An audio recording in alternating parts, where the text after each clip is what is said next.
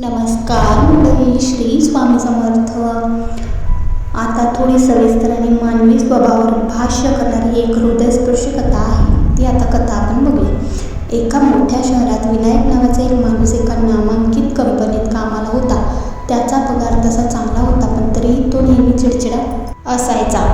त्याला वाटायचे की देवाने त्याला खूप कमी दिले आहे आणि इतरांकडे त्याच्यापेक्षा जास्त सुख आहे.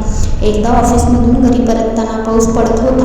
विनायक बस स्टॉपवर उभा असताना त्याला तिथे एक म्हातारा माणूस दिसला, जो पावसात भिजत एक फाटकी छत्री धरून बसला होता. विनायकला त्याची दया आली. त्याने जवळ जाऊन विचारले, काका, एवढ्या पावसात इथे का बसलात? घरी का जात नाही? त्या म्हाताऱ्याने हसून उत्तर दिले, बाळा, घर खूप लांब आहे आणि खिशात पैसे संपलेत. कोणीतरी लिफ्ट देईल किंवा पाऊस थांबेल याची वाट पाहतोय.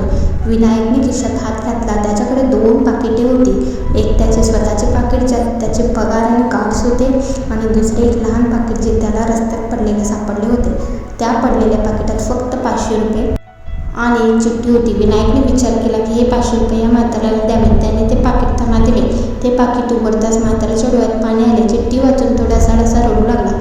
विनायकने विचारले की काय झाले काका, पैसे कमी आहेत का?